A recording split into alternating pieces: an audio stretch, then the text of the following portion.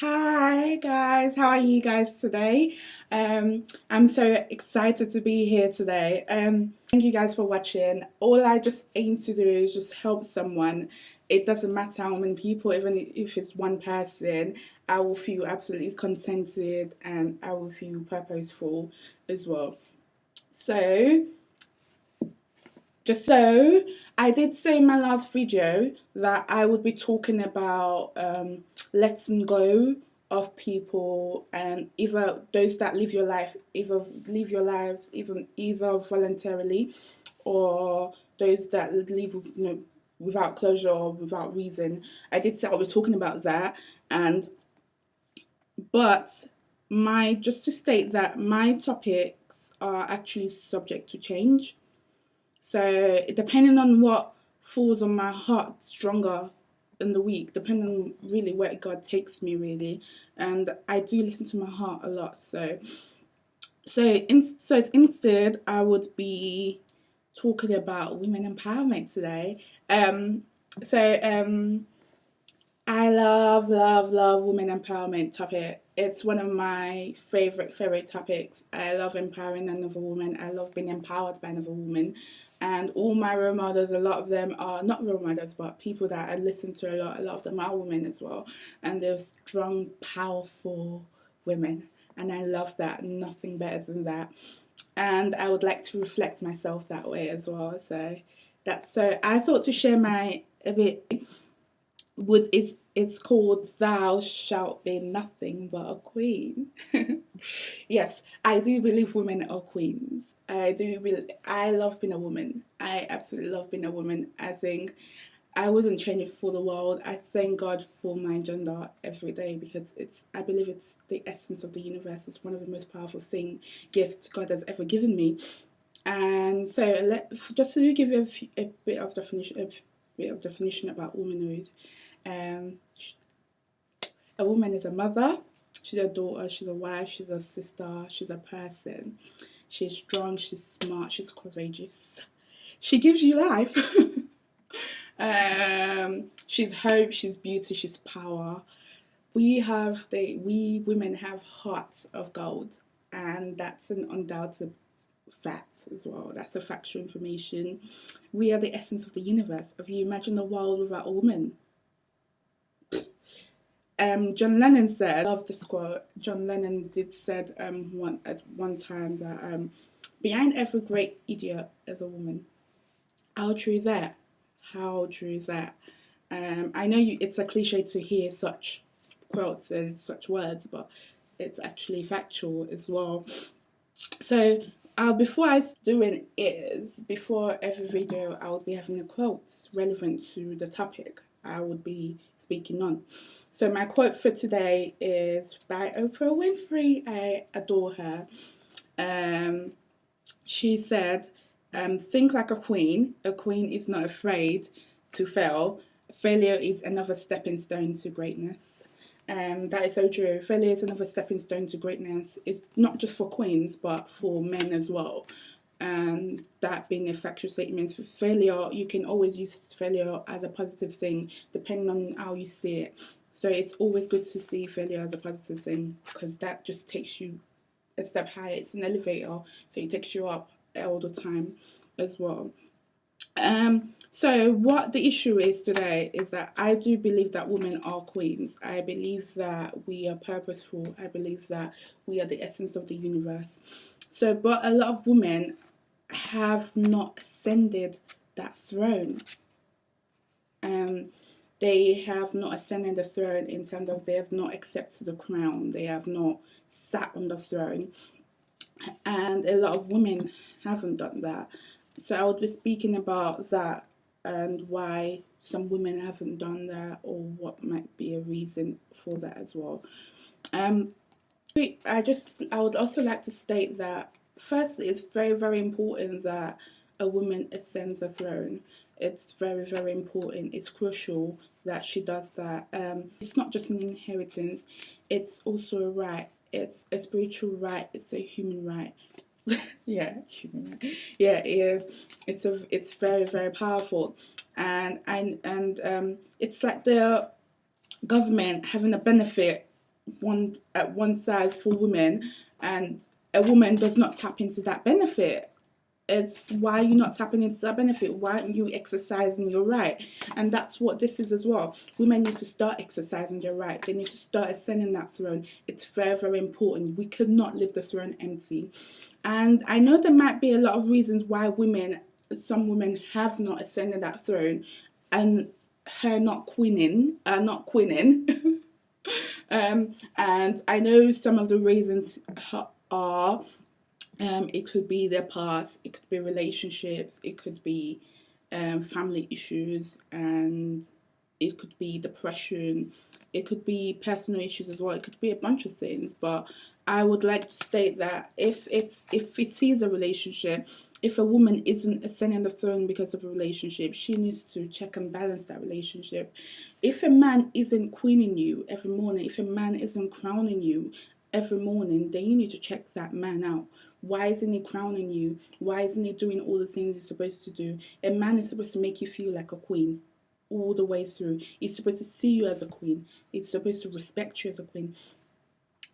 What's the point of love? What's the point of a man claiming they love you and then the love doesn't come with his friends? Love does have friends, and his friends been affection, his friends been respect, his friends been loyalty, his friends been honesty, his friends been gifts as well. So what's the point of a man claiming they love you, or you claiming you love a man, and you don't bring love friends along? You have to bring love friends along. Love doesn't work without its friend. It's like having a leader of a team, and the leader of the team is just doing all the job by itself, he or herself, and then there is no team. There is no team, and the leader cannot be effective either. So that's what it is. So what's the point of a man looking at you not bringing love friends along? I don't want to. You have to tell him that you don't want to hear the words alone. You need to see its friends as well. So I think that's one of the most important things. I think if something is making you very unhappy, you need to check it. You need to check and balance it. And the way of how I check out, one of my strategies to looking at how effective something is that I reflect on it every night. I reflect on what I've done today. I reflect on what I'm doing next and what I would be doing. I reflect on it, then I'm able to, and when I do reflect, I am able to be true to myself. I keep an open mind so I can be true to myself at that point. So I'm able to tell myself the truth. I'm able to tell myself if something is worth fighting for or if it isn't. And I'm also able to pray at that point as well, because my heart is troubled. So I think reflection is very, very important if you to reflect on things like that. I'll talk about the past. If it's your past that is holding you back, then I think what I would do a video in regards into letting go of the past and everything else. But if it's your past that is holding you back, you have to confront that past. You will have to it's like the past is like a wound. You can bandage it, you can drink, you can drink with it, you can try to cover it up as much as you want to, but that wound will still be there. So whatever you want to do wouldn't heal it unless you take it out of the core of where it is, unless you confront it, unless you fight it and say, listen, what's going on here? Be true to yourself, really. And then that's the most important thing. So until you confront your past, then you cannot say that, oh, I've forgotten about the past. No, you haven't. You have to confront it. You have to take it out where it's eating you up. You have to confront it. You have to say, this is the issue. This is what's wrong. Then you can move on with your life in peace as well. So if it's a past that is troubling you from ascending that throne, then I think that's one of the strategies to take as well. And one of the most important things that I do that I would like to share, it's something I really enjoy doing. I have stuff like this. I have post-its like this, like little papers. I started doing this when I was about 15. So what I do is I write some of my favorite quotes in it, or I make up some of my quotes. Something like, sometimes I write like some stuff like, oh, you're God's promise, breaking free, and all sorts.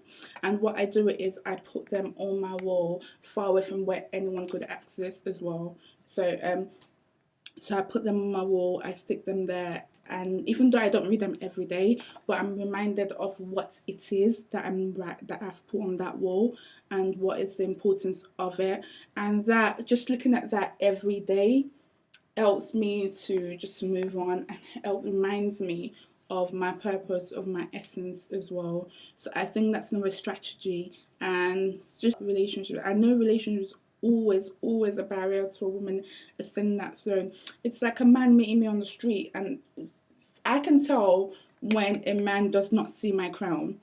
It's like I'm walking in the street and the man says hey, or shouts my name, or says oi, and tells me to come here, then I have a problem with that. And I'll be like, you can't see this crown?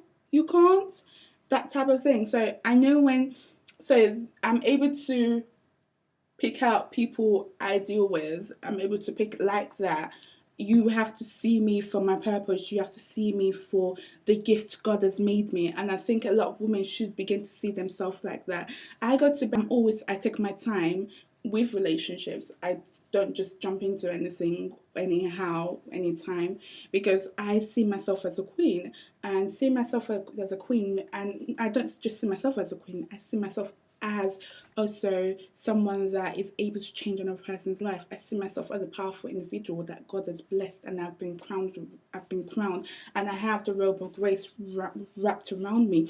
That's how I see myself, and I think every woman should see herself that way. I think God has made us that way, and I think we should all see ourselves that way as well.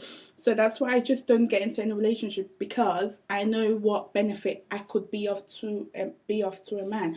I know that I could change your life in an instant with my words, with the robe God has wrapped around me, with my outlook. I know that I could do such. So I take my time to know who I am kinging. So therefore, it's like election as well. You can't just pick anybody. You have to look at who they are, what they are doing with their lives, what is their purpose before you pick them. And that's what I do. I can't king you unless I know that you know that you're talking to a queen. And I think a lot of women should be talking to themselves that way, as it's very, very essential. You are a queen by all means. You are a reflection of God's power, you're a reflection of God's superiority, you're a reflection of God's sovereignty, you're a reflection of God's grace, you're a reflection of God's heart. And I think a woman should be doing that, screening themselves and seeing themselves like God has seen, that's like God sees them as well. So it's, like I said, I'm gonna cut the topic short. So what I would say, I would like to leave everyone with a quote as well. Wolf, um, she says that for most of history, woman is anonymous. So I would like to leave you guys with that quote and think about it, and reflect on it, and hope this empowers you, and hope this helps someone. So I would like you to continue watching. If you have any reservations, I would like you to comment and just let me know how you feel, how it goes, and share if you wish. So I'll go now, and I'll say I hope I'm able to bless someone's life today with my words. So I'll say bye now. Bye bye.